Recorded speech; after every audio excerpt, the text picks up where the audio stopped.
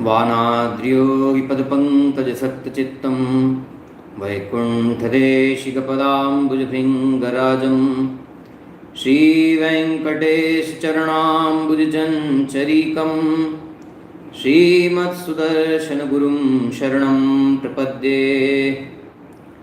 वानाद्रियोगिपदपङ्कजसक्तसीता रामार्यदेशिकपदाम्बुजभृङ्गराजं श्रीगर्गवंशकलशोदधिपूर्णचन्द्रं वैकुण्ठदेशिकमहं शरणं प्रपद्ये। वानाद्रियोगिपदपङ्कजसक्तराधा कृष्णाख्यदेशिकगुरोश्चरणाब्जभृङ्गम् श्रीवेङ्कटेशपद्मानसहंससीता रामार्यदेशिकमहं शरणं प्रपद्ये। लक्ष्मीनाथसमारम्भां नाथयामुनमध्यमाम् अस्मदाचार्यपर्यन्तां वन्दे गुरुपरम्पराम्। कन्याश्रवणसञ्जातं श्रीशेषाचलवासिनं सर्वेषां प्रथमाचार्यं श्रीनिवासमहं भजे, श्रीनिवासमहं भजे। जय श्रीमन्नारायण।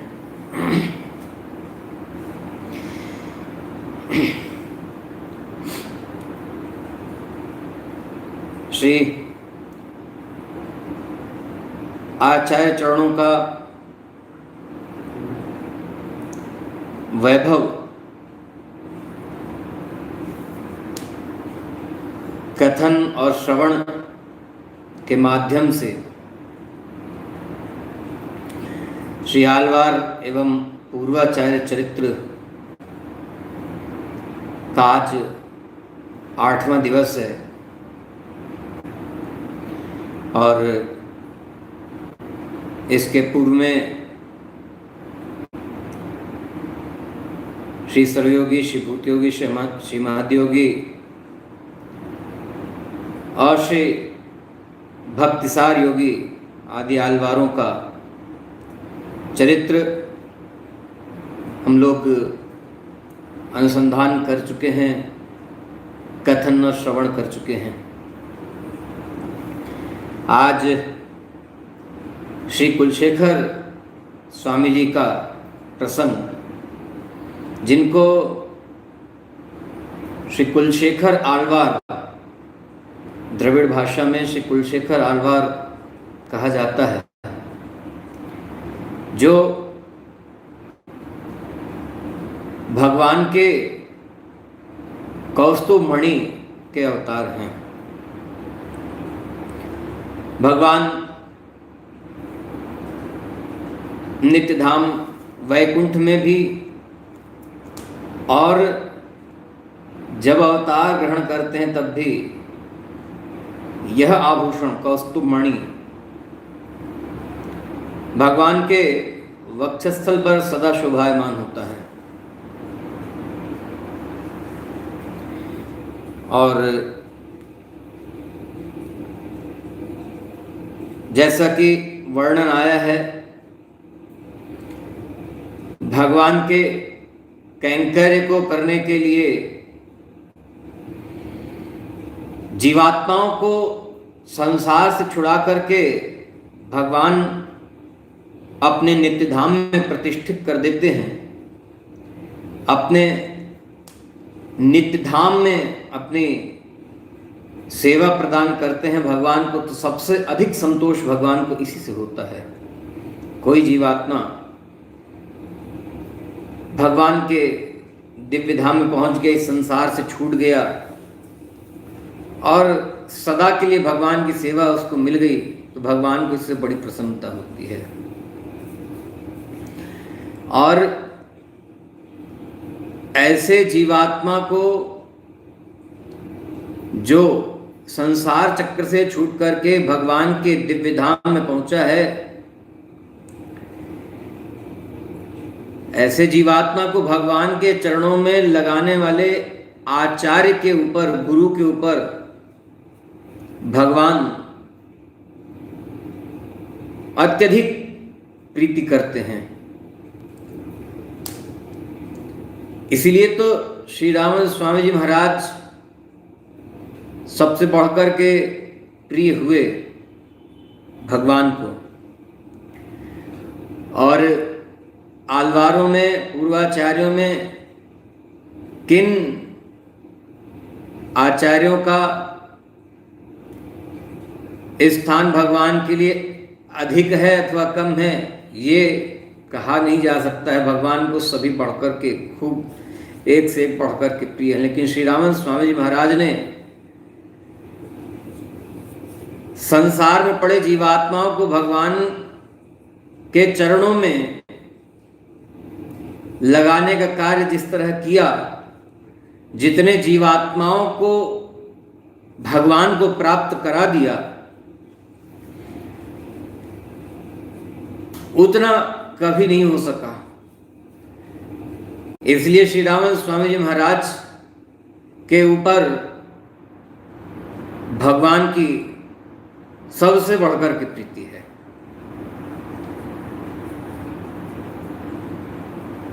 भगवान तो कहते हैं कि कोई किसी एक जीवात्मा को भी मेरे चरणों में समझा बुझा करके लगा देते, मैं उसके ऊपर अति प्रसन्न होता हूं। तो यहां भक्तिसार स्वामी जी के पश्चात श्री कुलशेखर स्वामी जी का प्रसंग आया है।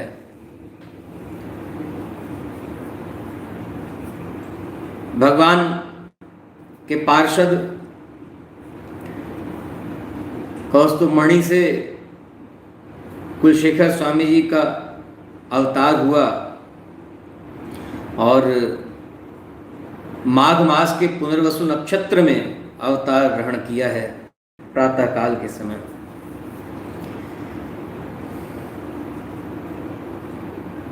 हम सब जीवात्माओं को भगवान के शरणागति मार्ग में लगाने के लिए और भगवान से प्रेम कैसा होना चाहिए, भगवान के प्रति निष्ठा कैसी होनी चाहिए,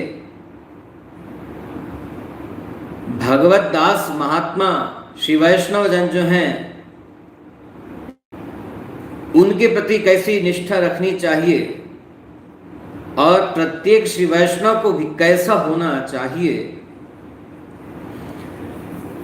इन सब बातों की शिक्षा श्री कुलशेखर स्वामी जी ने दी।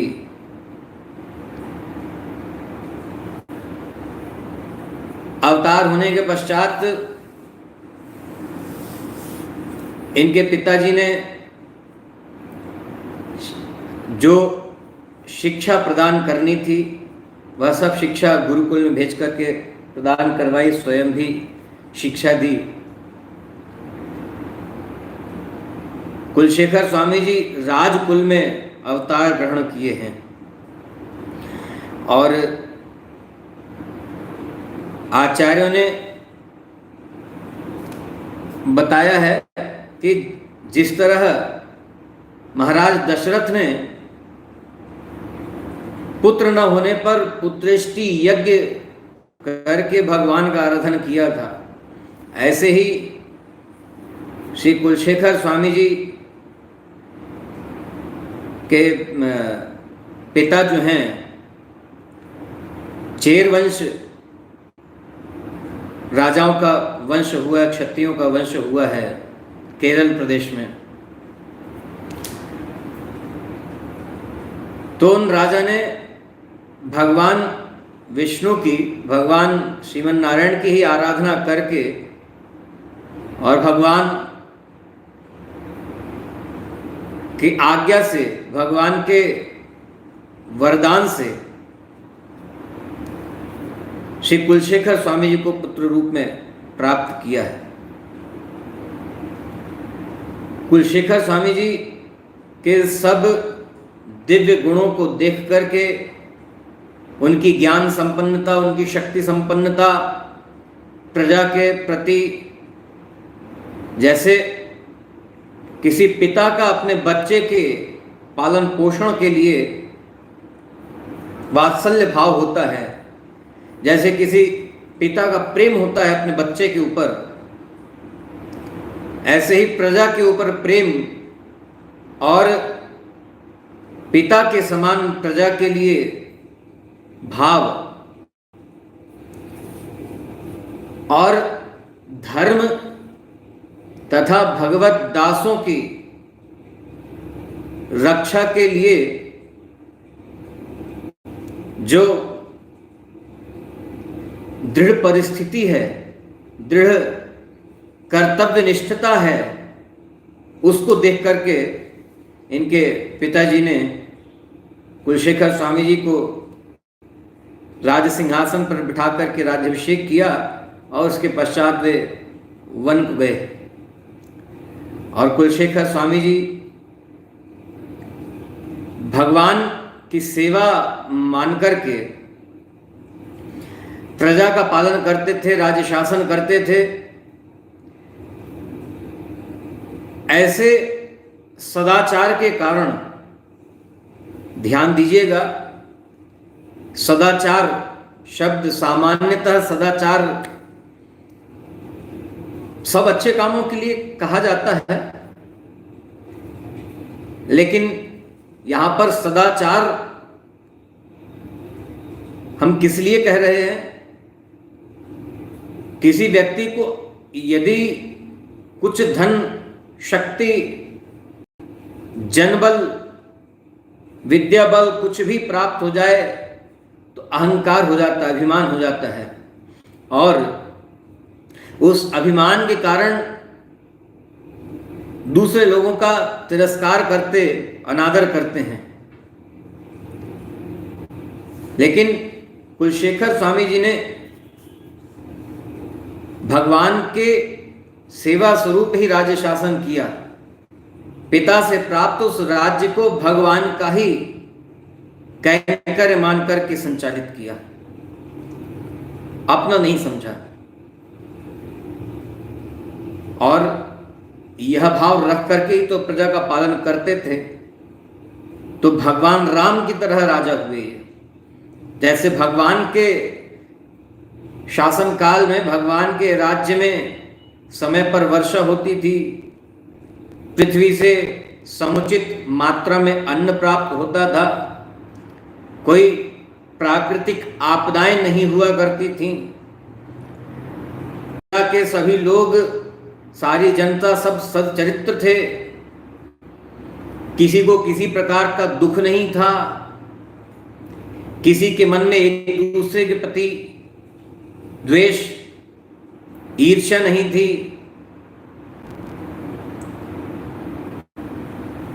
तो प्रजा भी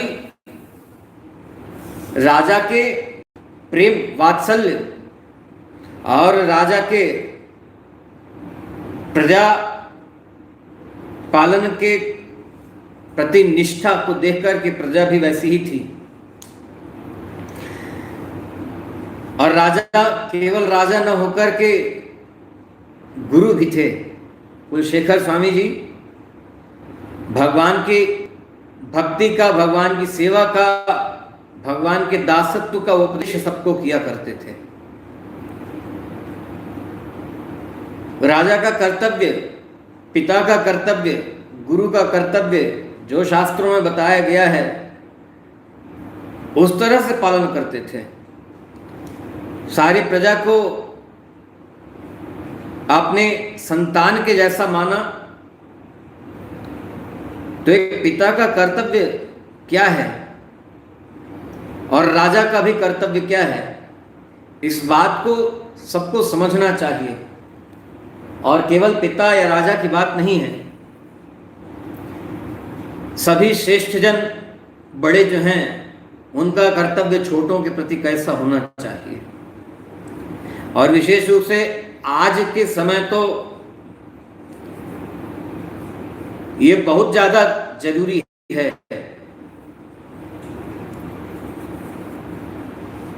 कुलशेखर स्वामी जी इस बात के दृढ़ निश्चयी थे कि हमारे परिवारजन भी हमारे शरीर संबंधी होकर के भी पहले एक उत्तम नागरिक होना चाहिए। केवल राजवंश का व्यक्ति होने से उसकी श्रेष्ठता नहीं मानी जाएगी। और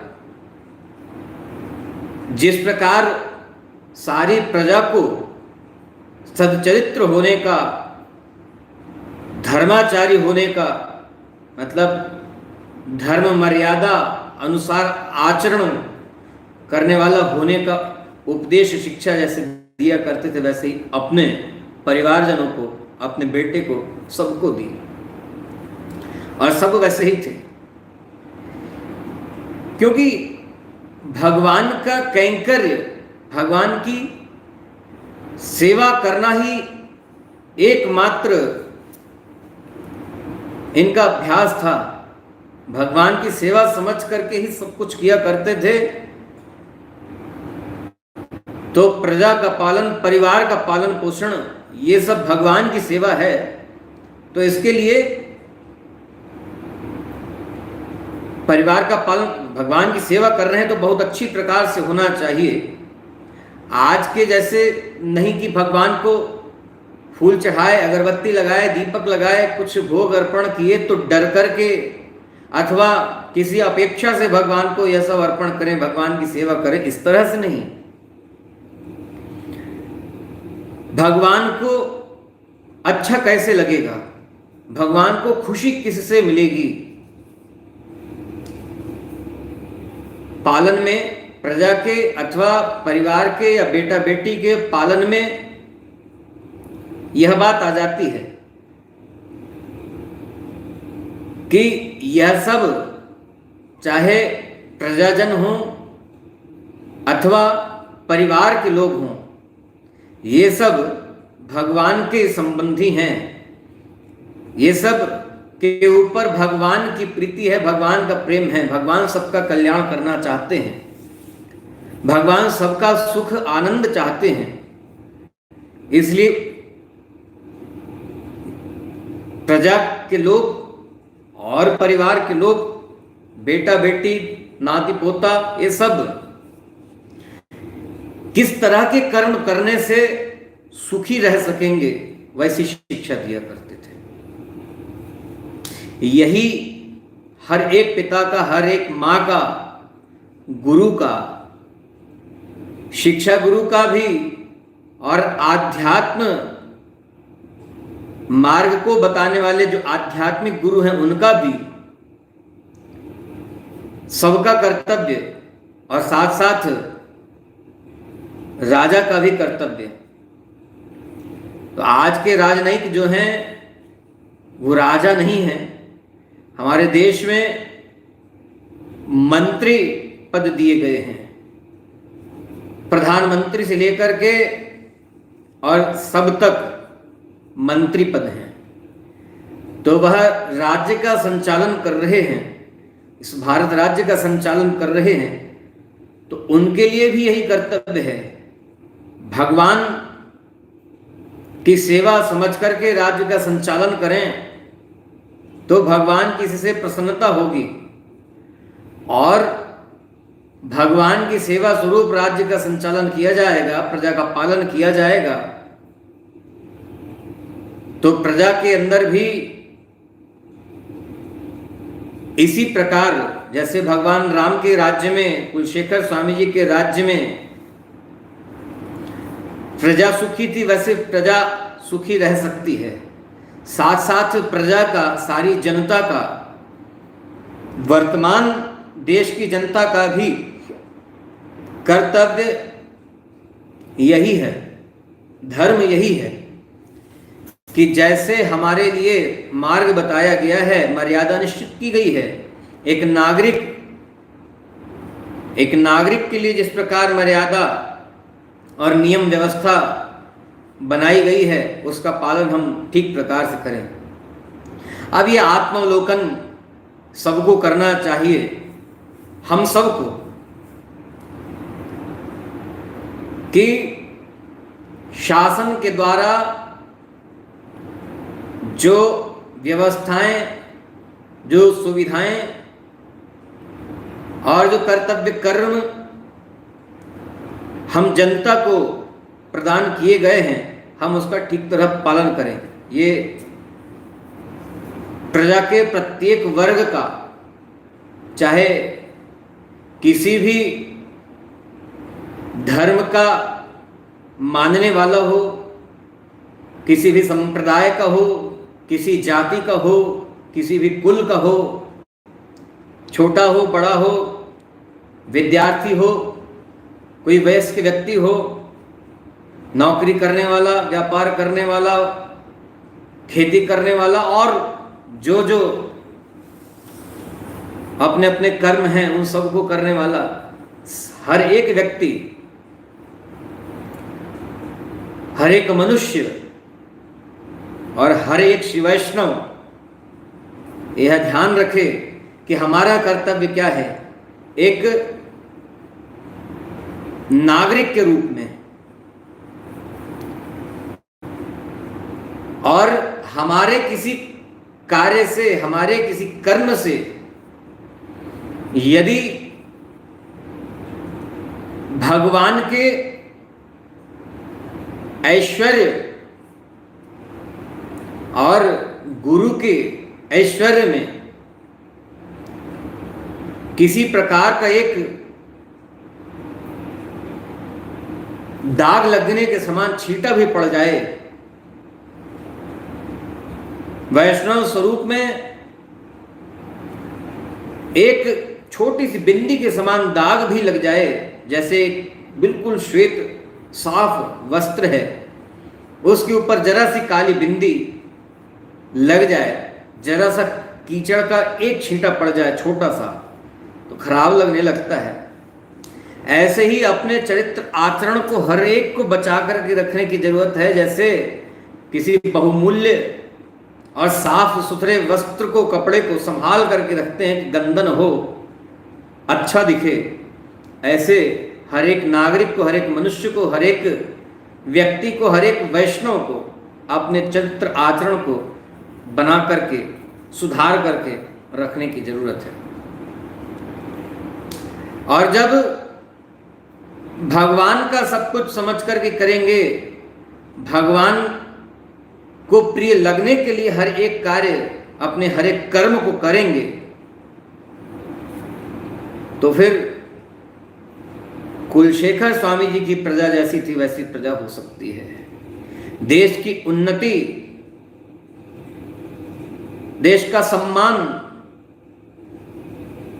और देश का विकास, यह सब उसी तरह बढ़ता रहेगा। वर्णन आता है कि कुलशेखर स्वामी जी, प्राचीन नाम उस स्थान का कुक्कुटपुरी था। केरल में कुक्कुटपुरी हुई है, प्राचीन नाम यह है। आज के समय में उस स्थान का नाम सटीक इस दास को नहीं मालूम है, लेकिन कुलशेखर स्वामी जी के राज्य में सभी प्रजाजन सुखी थे और भौतिक रूप से संपन्न भी कैसे थे। रत्नों की मालाएं धारण किया करते थे, लोगों के घरों में मणियों के खंभे, मणियों के सोपान, सीढ़ियां, और साथ साथ उनके पास आभूषण आदि भी बड़े बहुमूल्य थे। जैसे मालूम पड़ता है कि रत्नों की निधि सागर अपनी गहराई में से सारे रत्नों को ला ला करके उस राज्य के लोगों को प्रदान कर देता हो, ऐसा वर्णन आया है। किसी भी व्यक्ति का, किसी भी मनुष्य देहधारी जीवात्मा का आचरण यदि धर्मानुसार हो तो ये सब भौतिक सुख संपन्नता तो स्वयमेव आ जाएगी, इसकी चिंता करने की जरूरत ही नहीं है। लेकिन आज अब के समय में लोग भौतिक सुख संपन्नता के लिए एक दूसरे के साथ अनुचित न करने योग्य कर्म कर बैठते हैं, न करने योग्य व्यवहार कर बैठते हैं। वैष्णव को इससे बड़ी सावधान होने की जरूरत है। कुलशेखर स्वामी जी ऐसे राजा हो गए।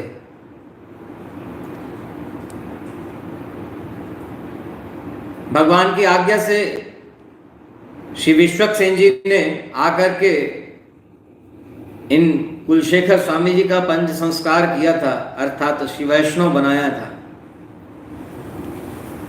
और गुरु ने जैसी आज्ञा दे, गुरु ने जैसा बताया उसके अनुसार ही कुलशेखर स्वामी जी भगवान की सेवा स्वरूप सारा कर्म करते रहे। भगवान के लीला चरित्रों को सुना करते थे। अनेक महात्मा इनके राजभवन में आया करते, उनसे भगवान के चरित्रों को सुना करते थे। और अपने पूर्वाचार्यों ने, श्री रामानुज संप्रदाय में पूर्वाचार्यों ने जो अर्थपंचक कहा, उसमें भगवान के 5 प्रकार के स्वरूपों को बताया है। पर स्वरूप जो कहा गया है, मतलब भगवान का स्वरूप 5 प्रकार का है। 5 रूपों में भगवान इस लीला विभूति, इस मृत्युलोक में और अपने दिव्य धाम वैकुंठ में और सब जगह कण कण में विराज करके किस तरह से सारे जगत का संचालन कर रहे हैं, यहां बताया गया है। तो पर स्वरूप से भगवान दिव्य धाम वैकुंठ में, नित्य धाम वैकुंठ में विराजते हैं। व्यू स्वरूप से क्षीर सागर वैकुंठ में विराजते हैं। और क्षीर सागर ये नित्य धाम वैकुंठ में किसकी पहुंच है? अब तो केवल भगवान का शरणागत सच्चा प्रेमी जो है, वैष्णव गुरु के द्वारा भगवान की शरणागति शंख चक्रांकन पूर्वक कराई गई है। पंच संस्कार करके भगवान की शरणागति गुरु के द्वारा जिसकी कराई गई है, वह जीवात्मा ही गुरु की कृपा से भगवान के उस नित्य धाम वैकुंठ में पहुंच सकता है। पहले जो उस तरह के तपस्वी और वैसे हुआ करते थे कि अष्टांग योग की विधि संपन्न करके और सब प्रकार से भगवान में मन लगा करके रहे हों, उनको मिला करते, लेकिन कलिकाल में यह संभव नहीं है। इसलिए इस कलिकाल में तो भगवान की शरणागति, वैष्णवता को ही सर्वश्रेष्ठ और एकदम पक्का भगवान की शरणागति करेगा, गुरु के द्वारा करेगा, तो उसका नित्य धाम प्राप्त करना पक्का है। और वैष्णव बनकर के गुरु के बताए अनुसार आचरण करने पर तो नित्य धाम वैकुंठ में ऐसा जीवात्मा पहुंचता है। और गुरु आज्ञा पालन यदि ठीक से नहीं करता है, गुरु के बताए अनुसार आचरण नहीं करता है, तो उसको वैकुंठ मोक्ष पद की प्राप्ति नहीं होगी। क्योंकि गुरु आज्ञा के विपरीत कुछ भी कर्म करेगा तो ऐसे के स्वभाव में, उसके व्यवहार में एक बार आज्ञा उल्लंघन करने के बाद पुनः उस स्वच्छंदता की वृद्धि होने लग जाती है। मतलब मन में यह आता है कि ठीक है, एक बार गुरुजी की आज्ञा का पालन नहीं करा, गुरुजी की बात नहीं मानी, तो क्या बिगड़ गया? कुछ तो नहीं हुआ। अरे भगवान दयालु कृपालु हैं। गुरु आज्ञा उल्लंघन करके भगवान दयालु कृपालु नहीं है। गुरु आज्ञा उल्लंघन करके यदि गलत काम कर बैठा है, भगवत चरणाश्रितों का अपराध कर दिया है, तो भगवान ऐसे के लिए दयालु कृपालु नहीं है। ऐसे के ऊपर, भगवान के चरणाश्रित वैष्णव का अपराध करने वाले के ऊपर जब तक उसी वैष्णव की दया नहीं होगी, उसके द्वारा क्षमा नहीं किया जाएगा, तब तक भगवान तो बिल्कुल क्षमा करते ही नहीं है। इसलिए गुरु आज्ञा के उल्लंघन एक बार भी, दो बार भी करने में पाप तो है ही, और गुरु आज्ञा उल्लंघन रूपी पाप किया है तो फिर वैकुंठ कैसे जाएगा? नहीं पहुंच सकता। इसलिए बस गुरुदेव के चरणाश्रित होकर के रहना है। भगवत दास जो हैं, वैष्णव जो हैं, भागवत जो हैं, उनका भी दास बन करके रहना है, नहीं तो बड़ी कठिनाई हो जाएगी। संसार में पड़ा ही रहना पड़ेगा फिर। और संसार में दुख कितना है, सुख कितना है, और कौन सुख चाहता है, कौन दुख चाहता है, ये सब अपना अपना हर कोई जानता है, अथवा विचार मंथन हर एक को स्वयं करना चाहिए। इसमें बहुत कहने की आवश्यकता नहीं है। तो पर स्वरूप से भगवान नित्यधाम वैकुंठ में विराजते हैं। वहां भगवान के चरणाश्रित के अतिरिक्त किसी और की गति नहीं है, देवता भी नहीं जा सकते। इसलिए जहां कहीं वर्णन आता है कि देवताओं ने जाकर के भगवान का गुणगान किया, भगवान से प्रार्थना की, भगवान से अपनी रक्षा मांगी, या कुछ और कामना थी तो भगवान से उसके लिए याचना की जाकर के, तो ये सब देवता भगवान के उस क्षीर सागर वैकुंठ में जाकर के करते हैं प्रार्थना, भगवान का दर्शन करते हैं, भगवान से अपनी बात को निवेदन करते हैं क्षीर सागर वैकुंठ में। ये भगवान का व्यूह अवतार है। विभव अवतार, भगवान अवतार ग्रहण करते हैं श्री राम रूप में, श्री कृष्ण रूप में, श्री सिंह रूप में, श्री वामन रूप में, और अपने लीला चरित्रों से जीवात्माओं का कल्याण किया करते हैं। और चौथा स्वरूप भगवान का अंतर्यामी स्वरूप है। अंतर्यामी स्वरूप से भगवान हम सबके हृदय में विराजमान हैं। किस लिए? अपनी सेवा कैंकर प्रदान करने के लिए, अपनी सेवा देकर के हम सब दासों का दासत्व सफल करने के लिए, हमारा कल्याण करने के लिए भगवान हम सब के अंदर अंतर्यामी स्वरूप से विराजमान है। और अर्चावतार, पांचवा स्वरूप भगवान का अर्चावतार है। भगवान अर्चा स्वरूप से मंदिरों में भी विराजे हैं, और सबसे सरल हम सबके घर में विराजमान हैं छोटे से स्वरूप में। तो भगवान उस अर्चा अवतार में, वह भी अवतार है। अपने आचार्यों ने निर्देश किया है कि भगवान के उस श्री विग्रह को मूर्ति मत मानो, अथवा कोई निर्जीव वस्तु के समान मत मानो, वह भगवान ही हैं। उस रूप में प्रकट भये हमारे घर में विराज करके अपनी सेवा कैंकर दे रहे हैं। और नहीं तो विचार करें जरा, मूर्ति पूजा करने की आवश्यकता क्यों है? जिस प्रकार छोटा सा बच्चा है घर में, उस छोटे से बच्चे को माँ भी लाड़ दुलार करती है, पिता भी करता है, परिवार के सब लोग उसको लाड़ दुलार करते हैं। लेकिन उस बच्चे के जन्म के पहले तक उसके प्रति कोई भावना नहीं थी ना।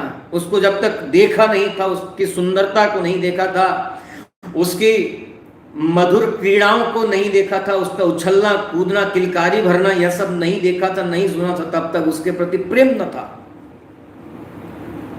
और जैसे जन्म के उपरांत पिता और माँ, परिवार के अन्य लोग बच्चे को जब प्रथम बार देखते हैं तो देख करके कैसी प्रसन्नता होती है। प्रथम बार जब देखा है, प्रथम बार जब अपने हाथों में, अपने गोद में लिया है, अपने हृदय से लगाया है, तो कैसा आनंद होता है। और फिर ये क्रम चालू हो जाता है, धीरे धीरे धीरे धीरे उस बच्चे के प्रति प्रेम इतना प्रगाढ़ होता जाता है कि उस बच्चे के लिए अपना सर्वस्व लुटा डालना चाहता है हर एक माता पिता। बड़े भाई बहन, छोटे भाई बहन, कोई भी हो, धीरे धीरे जब ऐसे एक दूसरे से वार्तालाप करना, एक दूसरे को लाड़ दुलार करना, मिलना जुलना, उनके सुख सुविधा दुख दुविधा को पूछना जानना और उसके लिए कुछ उपाय करना बताना, किसी भी प्रकार की तकलीफ से अपने परिवारजनों को, अपने उस बच्चे को दूर रखने का प्रयास करना, ये सब करते करते ही तो उसके प्रति प्रेम बढ़ता जाता है। तो जिसको हम मूर्ति कहते हैं, उस मूर्ति बनाने वाले व्यक्ति को, उस मनुष्य को वह ज्ञान, आंखों में देखने की शक्ति, हृदय में वह प्रेरणा कि सुंदर भगवान का श्रीमुख, 2 हाथ अथवा 4 हाथ और दिव्य आभूषण आदि सब उस श्री विग्रह में, अर्चा विग्रह में, मूर्ति में दर्शन करने योग्य बना करके कोई मूर्ति प्रदान करता है। उस बनाने वाले को किसने दिया यह सब ज्ञान शक्ति? ये भगवान की दी हुई। जिस धातु अथवा पाषाण की मूर्ति बनाने वाले ने, वह धातु आदि जो भी है, वह वस्तु, वह द्रव्य, वह पदार्थ जिससे श्री विग्रह भगवान का निर्माण किया गया, वह सब भगवान का बनाया हुआ, वो पृथ्वी से प्राप्त होता है। धातु वगैरह पृथ्वी से प्राप्त होती है, वह सब पृथ्वी में वह शक्ति और वह सब धातु बनाने वाले वो भगवान ही है। इस प्रकार भगवान कृपा करके हमारे घर में विराज गए। चित्रपट में भगवान की सेवा करते हैं, चित्र विराजमान करके, तो उस चित्र को बनाने वाले चित्रकार को वह रंग, वह बुद्धि, ज्ञान, वह विवेक, वह प्रेरणा, वह भाव, वह सब कुछ ग्रंथों से पढ़ करके, भगवान के सौंदर्य को पढ़ करके यदि बनाया है, तो ग्रंथों में लिखवाने वाले भी तो भगवान, उन ऋषियों को, उन गुरुजनों को, उन महात्माओं को प्रकट करने वाले भगवान, इस प्रकार से ये सब कुछ देने वाले भगवान ही हैं। तो अर्चावतार में भगवान इसलिए विराज गए हैं हमारे घर में कि उनकी प्रतिदिन सेवा किया करो आचार्य के बताए अनुसार, तो भगवान में प्रेम बढ़ता जाएगा। इसलिए भगवान की सेवा करना सबके लिए आवश्यक है। यदि सेवा करें इस प्रकार, तो भगवान में मन लगा रहेगा, भगवान का दर्शन किया करें। और जो सच्चे भाव से, हृदय से, सच्चे प्रेम से भगवान का दर्शन करता है, भगवान उसको अपनी श्रीमुख छटा भी प्रतिदिन थोड़ी थोड़ी देर में, प्रतिक्षण अलग अलग भी दिखाया करते हैं। तो फिर उसको केवल मूर्ति कैसे माना जाए? ये भगवान का दिव्य गुण, भगवान की दिव्य लीला ही तो है जो उस स्वरूप में विराज गए हैं। इससे यह सिद्ध है कि भगवान स्वयं ही उस स्वरूप में विराजित हुए हैं।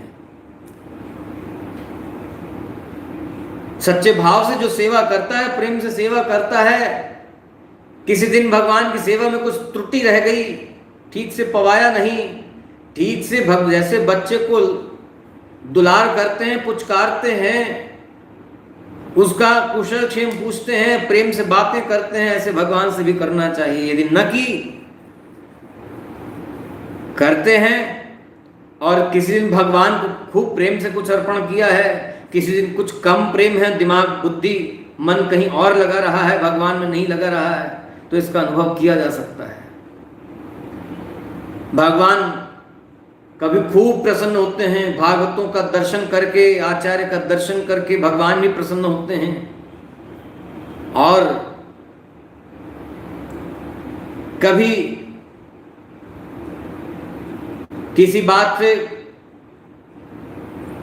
दुखी होकर के, भगवान से दूर ही होकर के बैठा हुआ है, भगवान को कुछ समझ ही नहीं रहा है, दुख मनाते हुए, शोक मनाते हुए एक तरफ बैठा हुआ है, ऐसे और किसी बात का कष्ट है किसी शिव वैष्णव को, भगवान के प्रेमी को,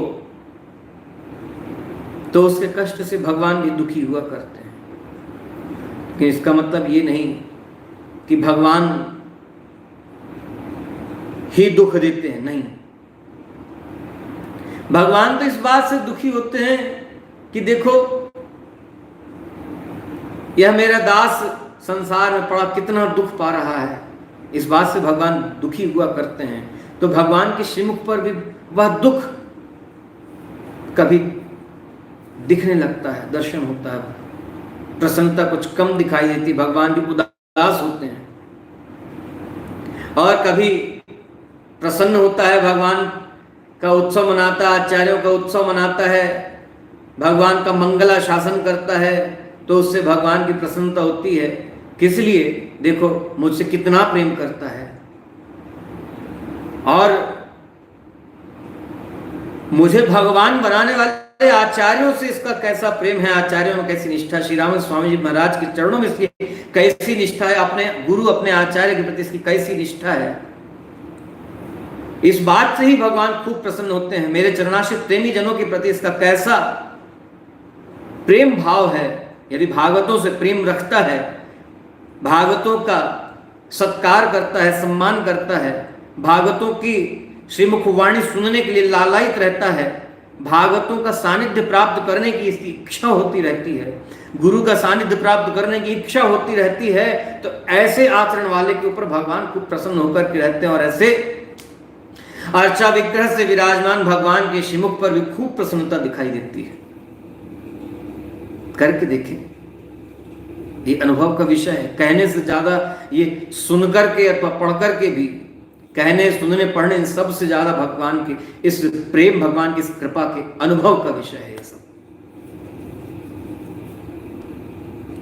इन आलवारों को इसी तरह तो प्राप्त थे, भगवान आगे पीछे घूमा करते थे, वार्तालाप किया करते थे। इनका प्रेम कैसा था, चलिए कुलशेखर स्वामी जी के प्रसंग से ही जानेंगे। तो भगवान का 5 प्रकार का स्वरूप जो बताया है आचार्यों ने, पर व्यूह विभव अंतर्यामी अर्चावतार। विभव अवतार में भगवान के श्री राम और भगवान के श्री कृष्ण स्वरूप, इन दोनों में कुलशेखर स्वामी जी की अत्यधिक निष्ठा और प्रेम था। भगवान की लीला चरित्रों को श्रवण किया करते थे तो भगवान में प्रेम और प्रबल होता जा रहा था। भगवान की इन 2 स्वरूपों के प्रति अधिक प्रेम था। ये महात्माओं ने लिखा है, तो आखिर क्यों लिखा है? जिन महानुभावों ने पढ़ा है अथवा सुना है अथवा अभी सुन रहे हैं, तो इससे ये जानना चाहिए कि ये वर्णन क्यों किया गया है। भगवान के लीला चरित्रों को सुनने से और श्री कुलशेखर स्वामी जी अर्चावतारों में श्री रंगनाथ भगवान और श्री वेंकटेश भगवान में अधिक अनुराग था।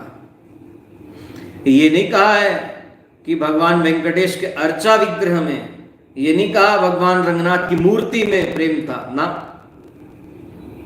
भगवान श्री रंगनाथ रूप और श्री वेंकटेश रूप में प्रकट हुए, तो इस भगवान के अर्चावतार के इन स्वरूपों में अधिक प्रेम था, ये बताया गया है। क्यों? तो यह भी समझ करके रखना चाहिए कि भगवान की लीला चरित्रों को सुनने से, जैसे किसी व्यक्ति की प्रशंसा सुनते हैं अथवा कोई अपने बच्चे की प्रशंसा सुनता हो कहीं से कि स्कूल में बहुत अच्छे मार्क्स लेकर के पास हुआ है, उत्तीर्ण हुआ है, गोल्ड मेडल प्राप्त किया है, मतलब मेरिट की भी उस श्रेणी में उत्तीर्ण हुआ है जिसके पुरस्कार स्वरूप गोल्ड मेडल दिया जाता है, तो सुनकर के किसी माता पिता को, परिवारजनों को प्रसन्नता होती है ना, प्रशंसा सुनकर के।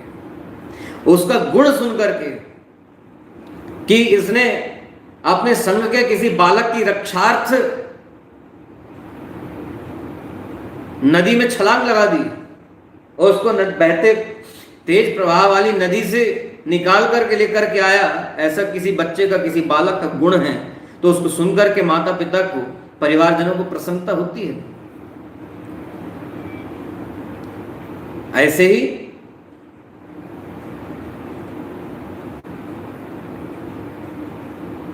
भगवान के गुण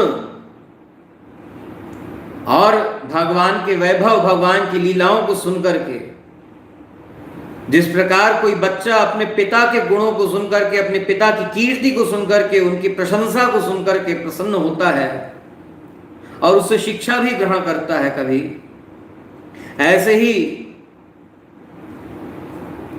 कुलशेखर स्वामी जी को भी भगवान के लीला चरित्रों को सुनकर के उनमें खूब प्रेम बढ़ता था। तो अब हम लोगों को क्या शिक्षा लेनी है? भगवान की लीला चरित्रों को सुनना क्यों चाहिए? भगवान के दासों के चरित्रों को सुनना क्यों चाहिए? गुरुजनों के, आचार्यों के लीला चरित्रों को क्यों श्रवण करना चाहिए? जो अभी श्रवण कर रहे हैं अथवा जो नहीं कर रहे हैं, उनके सबके लिए और इस दास के लिए, हर किसी के लिए क्यों आवश्यक है? क्योंकि महात्माओं के लीला चरित्रों को सुनकर के, भगवान के प्रेमियों के लीला चरित्रों को सुनकर के ही भगवान में प्रीति बढ़ेगी, भगवान के दासों में प्रीति बढ़ेगी, तभी हमारा कल्याण है, नहीं तो नहीं। इसलिए ये जरूरी है। कुछ माता पिता कहा करते हैं बच्चों को कैसे समझाएं। बच्चे कहते हैं, इस तरह का तर्क देते हैं, ये रोज रोज कथा सुनने से क्या लाभ। तो जो अपने बच्चों को समझाना सिखाना चाहता है वह स्वयं ग्रंथों को पढ़े, गुरु के श्रीमुख वचनों को जो सुना है उसका चिंतन मनन करे,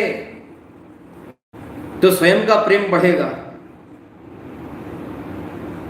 और भगवान की कृपा, गुरुदेव की कृपा से बच्चों में भी, परिवारजनों में भी, दूसरे लोगों में भी यह भाव उनकी कृपा से, भगवान की, गुरु की कृपा से स्वयं प्रकट हो जाएगा। जब हमारे किसी अच्छे कर्म, अच्छे आचरण को कोई देखेगा, और होता है। श्री वैष्णव तो अपने स्वरूपानुष्ठान को विधिवत करे, गुरु आज्ञा अनुसार, श्री राम स्वामी महाराज की आज्ञा अनुसार यदि वैष्णव स्वरूप को पूर्ण रूपेण धारण करे, तो दूसरे लोग सुनकर, देख करके, वैष्णव का दर्शन करके पूछा करते हैं, जानने की कोशिश करते हैं। उदाहरणार्थ, श्री वैष्णव कोई तिलक लगाते हैं तो बहुत लोगों ने सुना होगा, बहुत से श्री वैष्णवों ने सुना होगा कि कोई देखने वाला व्यक्ति, अपना कोई परिचित व्यक्ति कहता है आपका तिलक बड़ा सुंदर लगता है, ये तिलक धारण करके आप बड़े सुंदर, सुमुख अथवा सुमुखी दिखाई देगा। सुमुख और सुमुखी शब्द तो कोई नहीं जानता, लेकिन हाँ, बड़े सुंदर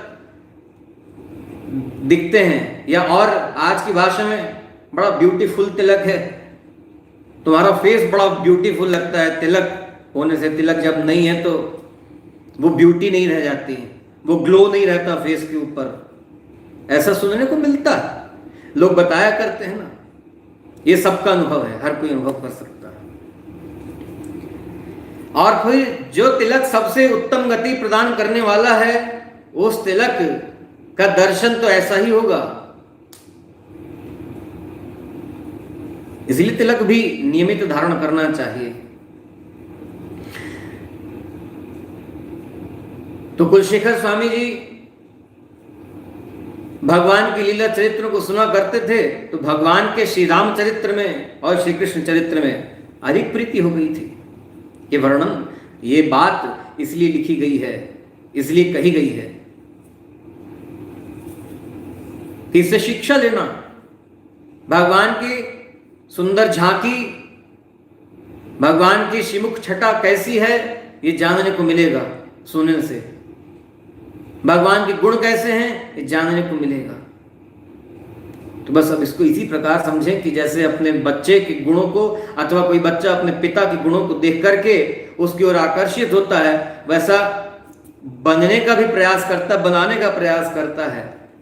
तो बस भगवान की सेवा यदि निरंतर करते रहें, भगवान का दर्शन अपने नेत्रों से करते रहें, भगवान के दर्शन की चाहना करते रहें,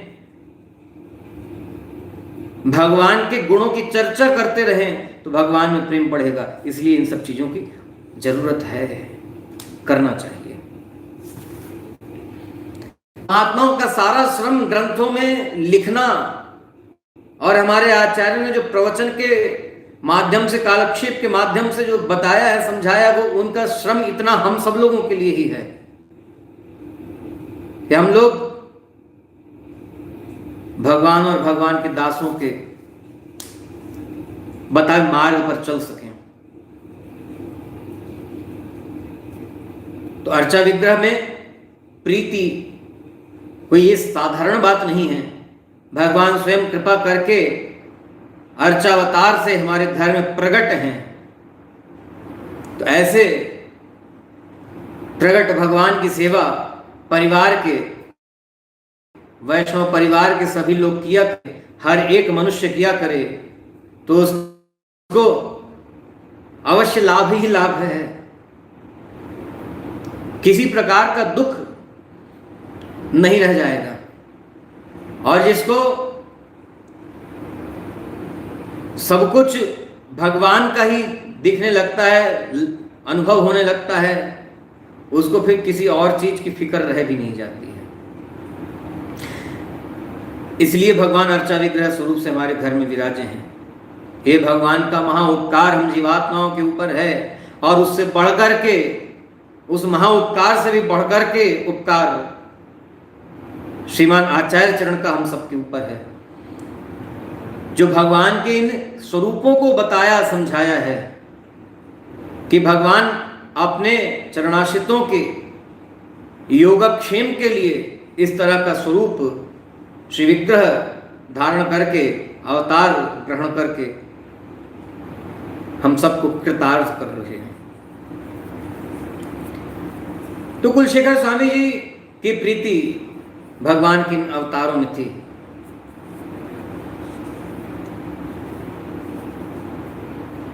कुलशेखर स्वामी जी के इस प्रसंग से हम शिक्षा लें।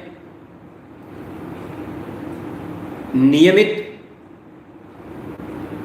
भगवान के और उनके दास भागवत जनों के, महात्माओं के चरित्र श्रवण करने को न भी मिले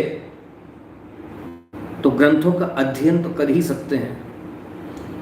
ग्रंथों का सत्संग जो अपने आचार्यों से, गुरुजनों से प्राप्त है, ग्रंथों का सत्संग तो सदा किया जा सकता है।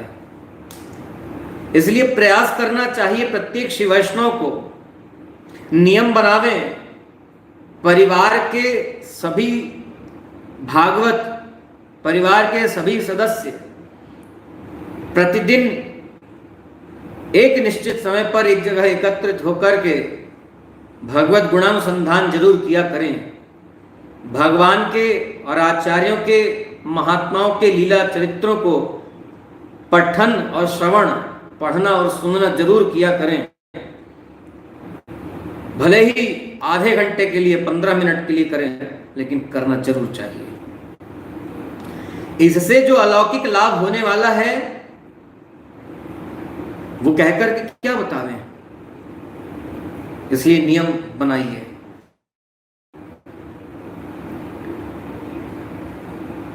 और एक बात यह भी कि इसी से तो अपने धर्म का पालन हो जाएगा। जब भगवान और भागवतों के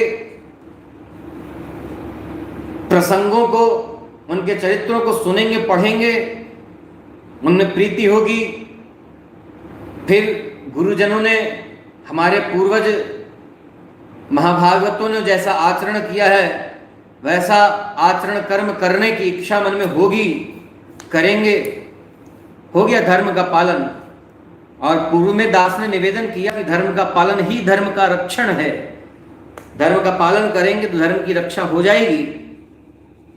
धर्म की रक्षा के लिए, क्योंकि धर्मो रक्षिति रक्षिता जो कहा गया है, धर्म की रक्षा करो तो धर्म तुम्हारी रक्षा करेगा।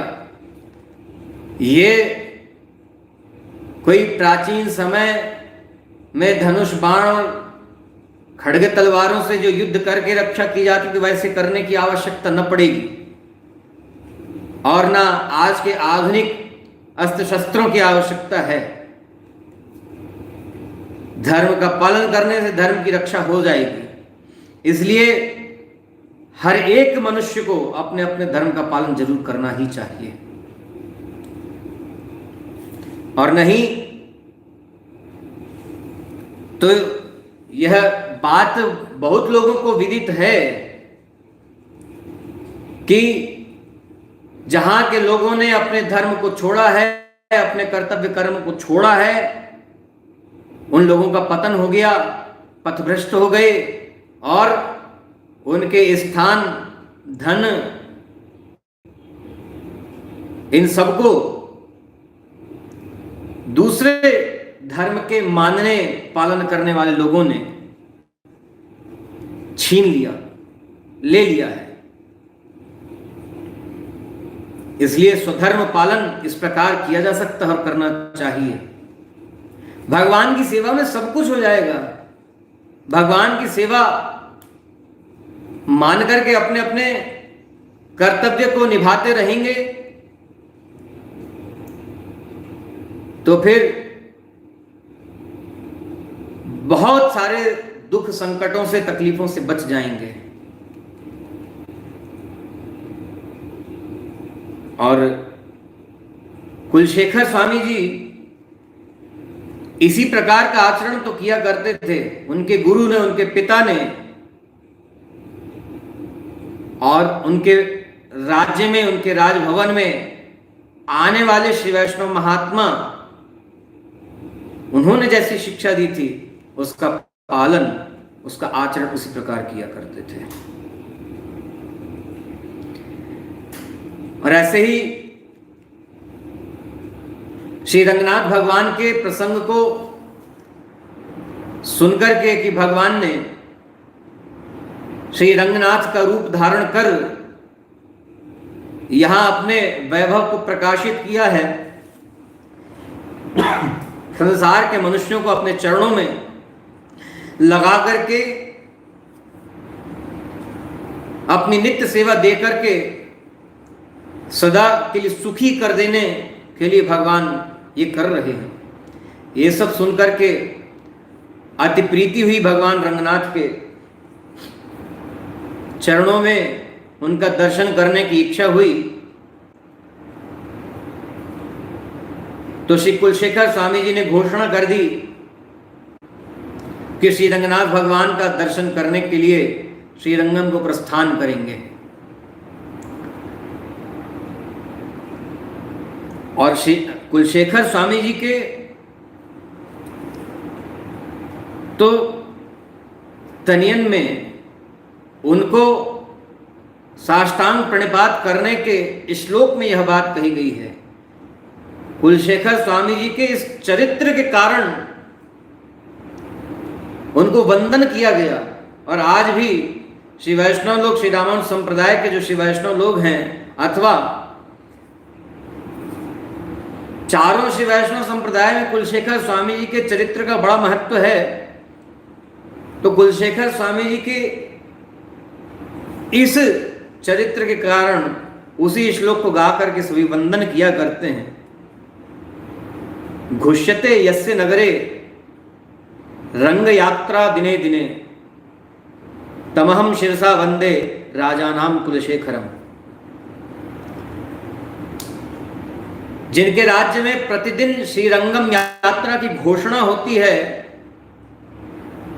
ऐसे श्री कुलशेखर स्वामी जी के चरणों में अपना मस्तक रख करके हम साष्टांग प्रणिपात करते हैं, साष्टांग प्रणाम करते हैं। प्रतिदिन घोषणा क्यों होती है? इस प्रसंग को ध्यान में रखेंगे और अगले सत्र में कुलशेखर स्वामी जी के इसी प्रसंग को लेकर के चर्चा आरंभ करेंगे। ये सभी ध्यान रखेंगे। आज के सत्र के बाद अगला सत्र श्री कुलशेखर स्वामी जी के चरित्र का शेष भाग परसों कहा जाएगा। कल श्री षटकोप स्वामी जी महाराज की जयंती का उत्सव मध्याह्न में और श्री नृसिंह भगवान की जयंती का उत्सव सायंकाल में मनाया जाना है। तो श्री आलवार एवं पूर्वाचार्य चरित्र व्याख्यान में कल अवकाश रहेगा और पश्चात परसों बुधवार को प्रातः 11 बजे फिर श्री कुलशेखर स्वामी जी के चरित्र को लेकर के चर्चा आरंभ करेंगे। समय का ध्यान रखकर के सभी महानुभाव, यद्यपि YouTube पर बाद में भी सुनने की सुविधा है, सुना जा सकता है और अपनी इच्छा अनुसार सभी श्रवण करें भी बाद में भी, लेकिन जिस समय लाइव चल रहा है उस समय भी सभी समय का ध्यान रख कर के उपस्थित होइए। कारण कि अभी जो 15-20 मिनट या आधा घंटा पूर्व उपस्थित हुए हैं, पूर्व की बात, उसके पहले की बात नहीं सुनी है, तो कुछ संशय न हो जाए, कुछ भ्रम न हो जाए और कदाचित बाद में सुनने का अवसर न मिल पाया किसी कारण से,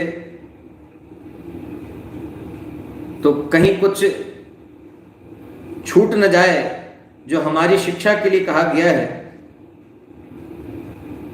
इसलिए सभी समय का ध्यान रख करके जरूर उपस्थित हों। बहुत सारे आलवार चरित्र अनुरागी जो हैं श्रवण कर रहे हैं, लेकिन समय का ध्यान रखेंगे, ये प्रार्थना है। तो शेष भाग श्री कुलशेखर स्वामी जी के चरित्र में परसों कहा जाएगा। सभी सुरक्षित रहिए, ध्यान रखिए और श्री षटकोप स्वामी जी महाराज का अवतार उत्सव और श्री नृसिंह भगवान का अवतार उत्सव कल मनाया जाना है।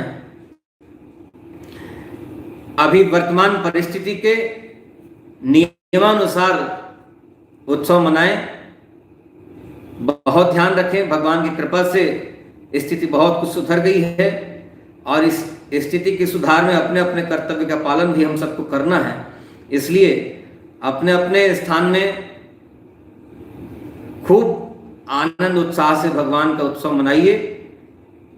भगवान की और आचार्य चरणों की कृपा से जल्द ही अवसर आएगा जब सब भागवत सम्मिलित होकर के उत्सव मना सकेंगे।